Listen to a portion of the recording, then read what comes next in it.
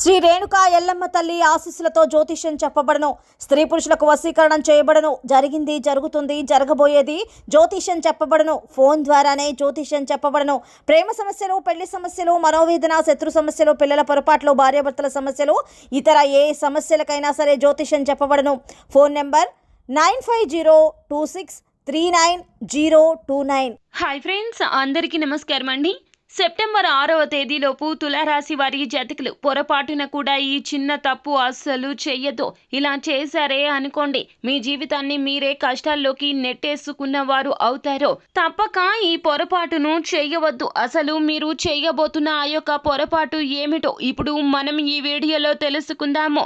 September 6వ తేదీలోపు గ్రహాల కదలికల రీత్యా మీరు ఈ చిన్న తప్పిదం చేస్తే గనక మీరు రెట్టింపు కష్ట ఫలితం పొందుకోక తప్పదు అంటున్నారు జ్యోతిష పండితులు. అయితే అసలు తులారాశి వారి జాతకులకు గోచార రీత్యా ఎలా ఉండబోతుంది, సెప్టెంబర్ 6వ తేదీలోపు ఏం జరగబోతుంది, ఏ పొరపాటు మీరు చెయ్యకూడదు తదితర పూర్తి వివరాలు అన్నీ కూడా మనం ఈ వీడియోలో సంపూర్ణంగా సవివరంగా తెలుసుకునే ప్రయత్నం చేద్దాము. అంతకంటే ముందు ఫ్రెండ్స్, వీడియోని పూర్తిగా చూసేయండి. అప్పుడే మేము ఏం చెప్పబోతున్నామో మీకు పూర్తిగా అర్థమవుతుంది. వీడియో గనక మీకు నచ్చినట్లయితే గనక లైక్ చేయండి. మీ లైక్ మాకెంతో సపోర్ట్ అండ్ ఎంకరేజ్మెంట్గా ఉంటుంది. ఇక మనము ఆలస్యం చేయకుండా వీడియోలోకి వచ్చేద్దాము. తులారాశి వారి జాతకులు సెప్టెంబర్ 6వ తేదీలోపు మీరు అతి జాగ్రత్తగా ఉండాలి. అన్నింటా జాగ్రత్తగా ఉండండి. ఒక విషయాన్ని 10 సార్లు ఆలోచించే నిర్ణయం తీసుకోండి. ఎవరు ఏది చెప్పినా చెవికెక్కించుకోవద్దు. మిమ్మల్ని చాలా వరకు కూడాను మ్యానిపులేట్ చేసే వ్యక్తులు మీ చుట్టూరా ఉండబోతున్నారు. కంటికి కనిపించిన వాస్తవాన్ని గ్రహించలేకపోతారు.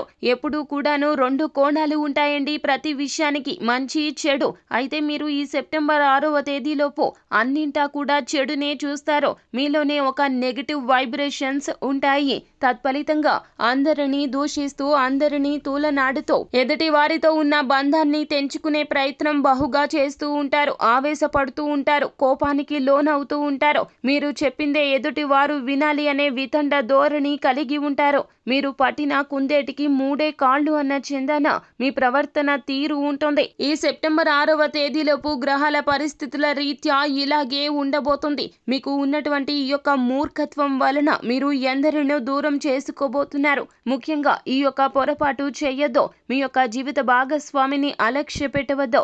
వారిని మీ మాటలతో వేధించవద్దు. వారికి కష్టాన్ని కలగచేస్తారు. వారిని తక్కువ చేసి చూపించే ప్రయత్నం చేస్తారు. వారి వలన మీకు కష్టం కలిగింది అన్నట్లుగా భ్రమపడతారు. వారు చెయ్యని తప్పుకు శిక్షను వేస్తారు. వారితో మాట్లాడడం కూడా మానేస్తారు.